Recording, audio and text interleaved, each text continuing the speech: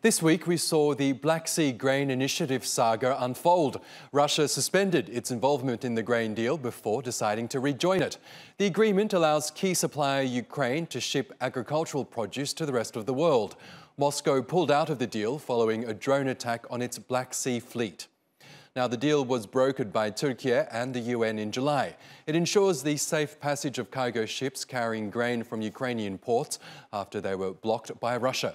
Food supplies have been severely impacted by the fallout from Russia's attack on Ukraine.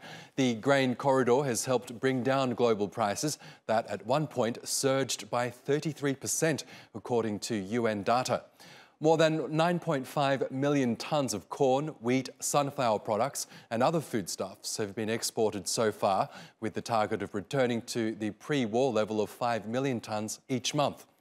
The mere prospect of the deal falling apart resulted in a sharp rise in prices. The cost of wheat went up by around 6% after Russia's suspension of the deal. That threatened to make conditions worse for poorer nations who rely on those shipments.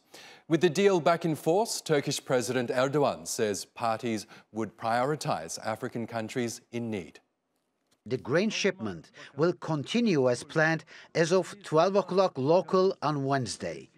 Putin advised using this corridor to send grain to Somalia, Djibouti, and the countries that are in need in Africa. We will do that.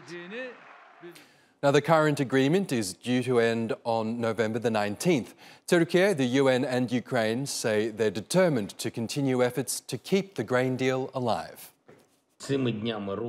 These days, the movement of ships with Ukrainian agricultural products has continued, primarily thanks to the principles of partners, namely the UN and Türkiye, which do not accept Russian efforts to destroy the grain agreement. But the grain corridor needs reliable and long-term protection.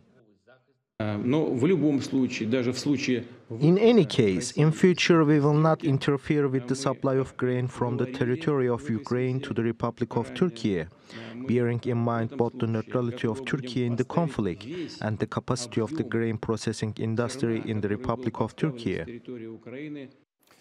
Taha Arvas joins us now. For more on this, he's an economist and adjunct professor of finance at Boğaziçi University here in Istanbul. Good to have you back with us, Taha. So, as it turns out, a crisis was avoided. Russia is back in the deal, thanks in large part, as we understand, to Türkiye's efforts to lure them back in. But it does really underscore how fragile and important this deal is, isn't it? Sure. We have two parties that are really at war here, and both need to have securities, guarantees of their security of these vessels transporting these grains.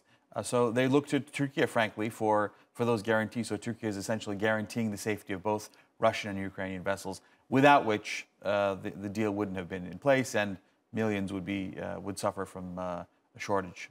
That's right, because even on the news that Russia had suspended the deal, albeit briefly, we saw wheat prices gain around 6%. Right. I mean, it happened that quickly. Right. So explain to us again, why is this deal so important in terms of keeping those costs down? Well, Russia and Ukraine are together, combined, are essentially the world's breadbasket. I mean, without these two countries and their massive, Ukraine specifically, massive amounts of grains that they produce, which are the basics, the basic inputs for bread and a lot of other things that developing countries most need for the most vulnerable, we would see much higher prices. We're in an environment where the U.S. dollar has spiked anyway, so 6% is just the tip of the iceberg. That was something that traders expected something to happen with. I mean, if it continued several more days, we could have seen a 3, 4, 5x increase in that price, which would have been devastating for all these countries.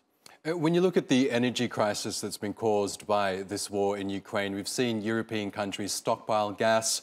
They're also looking for alternate sources, which seems to be doing the trick because they believe, at least for this winter, they're all set. But what can you do in terms of grain supplies? Is it as easy to find other global sources in order to avert this reliance on Ukraine and Russia? Not really, because no one was really planning for this conflict, and no one, even after the conflict started, it was too late to outsource or to source these grains from other places. Now we're at this point where all these grains have already been harvested and are waiting to be transported.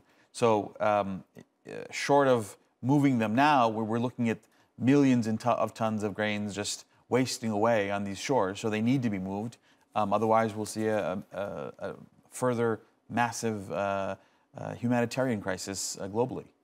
And as I mentioned earlier, we understand the grain deal is up for renewal towards the end of this month. Right. So I guess all eyes will be on that as well. Sure. We hope, obviously, that all parties to continue to abide by it so that the world can benefit. Okay, Taha Arvas, always a pleasure. Thank you. My pleasure.